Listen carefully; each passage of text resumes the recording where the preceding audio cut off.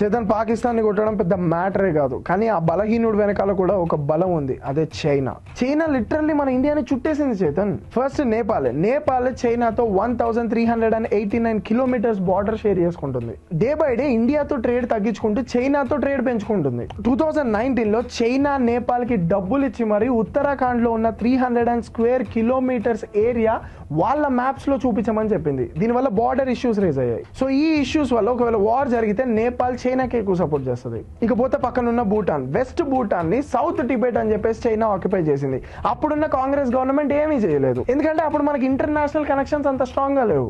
So ఇప్పుడు అది కూడా చైనా కంట్రోల్లో ఉంది. దాని పక్కనే అరుణాచల్ ప్రదేశ్ ఉంది. ఇక దాని పక్కన ఉన్న మయన్మార్ కి చైనా మొత్తం సప్లై చేస్తుంది, ఫుడ్, వెపన్స్ అన్ని. ఆబ్వియస్లీ మయన్మార్ చైనా కంట్రోల్లోనే ఉంటుంది. ఇకపోతే బంగ్లాదేశ్ కి 1975 నుంచి లోన్లు ఇచ్చుకుంటూ వచ్చింది. అరౌండ్ $8 బిలియన్ లోన్ వరకు బంగ్లాదేశ్ కి ఇచ్చింది. అది రీపే చేసే పొజిషన్ లో లేదు. సో ఆబ్వియస్లీ బంగ్లాదేశ్ చైనాకే సపోర్ట్ చేయాలి. ఇక కింద ఉన్న శ్రీలంకకి చైనా లోన్ ఇచ్చింది. శ్రీలంకలో ఉన్న ఫ్యామిలీ పాలిటిక్స్ వల్ల ఫైనాన్షియల్ క్రైసిస్ వచ్చింది. ఇప్పుడు శ్రీలంక లోన్ రీపే చేసే పొజిషన్ లో లేదు. ఆబ్వియస్లీ చైనా చెప్పినట్టు వినాలి. ఇక ఇటు సైడ్ మాల్దీవ్స్ కి ఇండియాకి ఉన్న సత్సంబంధాలు మీకు తెలిసిందే. డైరెక్ట్ గా వాళ్ళు గెట్ అవుట్ ఇండియా అన్నారు. మన మోదీ గారు లక్షద్వీప్ కి వెళ్ళి లక్షద్వీప్ ఐలాండ్స్ ని ప్రమోట్ చేశారు. మన వాళ్ళందరూ మాల్దీవ్స్ టికెట్స్ క్యాన్సిల్ చేసుకున్నారు. దాని వల్ల వాళ్ళ ఎకనామీ మీద దెబ్బపడింది. సచ్చినా వాళ్ళు ఇప్పుడు సపోర్ట్ చేయరు. ఇక పైన పాకిస్తాన్, దానిపైన ఆఫ్ఘనిస్తాన్, దానిపైన ఇరాన్. ఇజ్రాయెల్ తో మంచి కనెక్షన్స్ కోసం ఇరాన్ తో లొల్లులు పెట్టుకున్నాం. సో అటు సైడ్ మొత్తం శత్రువులే మనకి. ఈ చైనా రెడీగా ఉంది వాళ్ళకి బ్యాకప్ ఇవ్వడానికి. చైనాకి మన ఇండియాతో ఈ లొల్లు ఏంట్రా ఇట్లా చుట్టుకొని కూర్చుంది అంటే, మనది growing economy with high population. ఎప్పటికైనా మనం చైనాకి ముప్పే.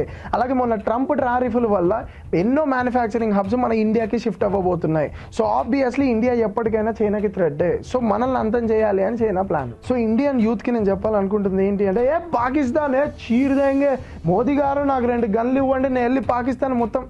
అట్లా కాదు, అలా ఆలోచించకూడదు. మనం కొంచెం బుర్ర పెట్టి ఆలోచించండి. ఇప్పటి నుంచి 10 years లో ఇండియాని సూపర్ పవర్ చేయడానికి అడుగులు వేయాలి మనం. అప్పుడు ఏ వార్ వచ్చినా సరే మనం వేరే సూపర్ పవర్ దగ్గరికి వెళ్లకుండా మనమే సూపర్ పవర్ అయి స్ట్రాంగ్ గా నిలబడాలి. ఇండియాని సూపర్ పవర్ ఎలా చేయాలో నెక్స్ట్ వీడియోలో చెప్తాను. మీరు ఫాలో కొట్టండి. ఈ 10 రోజులు ఫాలో కొట్టండి, చాలా ఇంపార్టెంట్ వీడియోస్ వస్తాయి.